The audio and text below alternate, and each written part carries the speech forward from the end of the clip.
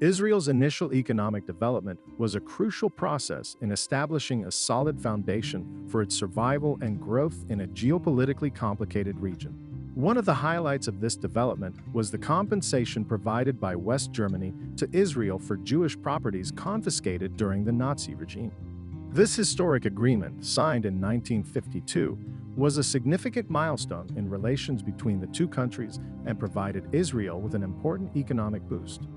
In addition to German compensation, Israel sought financing through the issuance of bonds targeted at the Jewish community in the United States and Canada.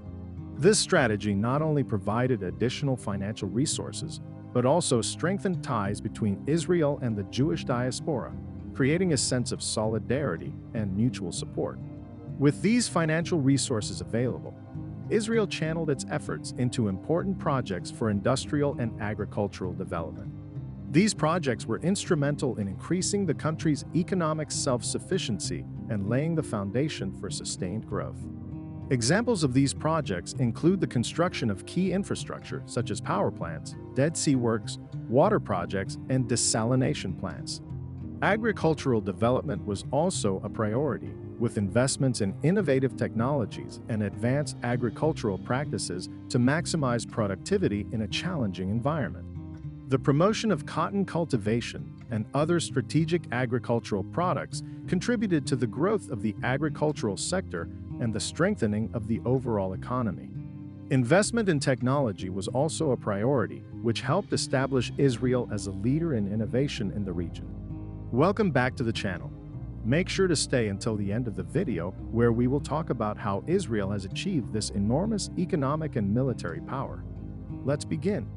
U.S. economic and military support for Israel has been an integral part of the relationship between the two countries since the founding of the State of Israel in 1948. This relationship has been key to Israel's security and stability, as well as to U.S. strategic interests in the Middle East region. Over the years, the United States has provided various types of support to Israel, including loans, grants, and arms sales, which have played a crucial role at critical times in the Israeli economy.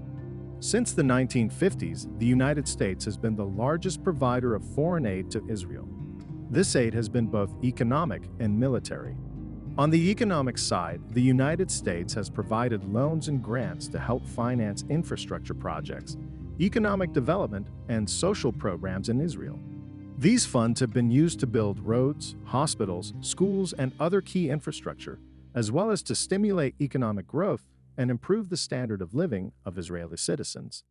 In terms of military support, the United States has been a major supplier of weaponry and military technology to Israel. This military assistance has been instrumental in ensuring Israel's security and its ability to defend itself against external threats. The United States has sold Israel a wide range of weapons, including fighter aircraft, tanks, missiles, and missile defense systems.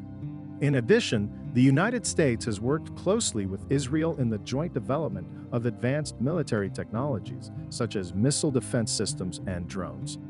U.S. support has been especially important at critical times for the Israeli economy, such as during periods of economic crisis or military conflict. On the other hand, during the 1970s and 1980s, Israel faced one of the most severe economic crises in its history, characterized by a combination of internal and external factors that profoundly affected its financial stability and economic growth. The Israeli economy, which had experienced remarkable growth in previous decades, was hit by a series of challenges that included high levels of inflation, rising public debt, and widespread economic stagnation. Inflation reached extremely high levels, making economic planning difficult and creating uncertainty among investors and consumers.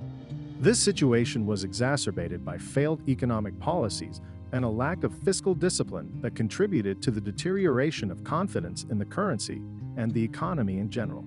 In addition, Israel's high military spending, necessary to deal with regional threats, contributed to rising public debt and exacerbated the economic situation. While national security was a priority for Israel, the financial cost of maintaining significant military power had a negative impact on the country's finances and limited its ability to address other economic problems. The economic crisis was also marked by widespread stagnation, with slow economic growth and high unemployment. The lack of economic growth exacerbated fiscal problems and hampered the government's ability to fund essential social programs and public services. In response to this crisis, Israel implemented a series of economic reforms in the 1990s aimed at stabilizing the economy and laying the foundation for sustained growth in the future. These reforms were spearheaded by leading economists and politicians and focused on measures to liberalize the economy, reduce government spending, and promote investment and economic development. One of the most prominent reforms was the adoption of an economic stabilization plan that included anchoring the exchange rate, freezing wages and prices, and reducing the fiscal deficit. These measures helped to control inflation and restore confidence in the Israeli economy, laying the groundwork for stronger and more sustainable growth in the future.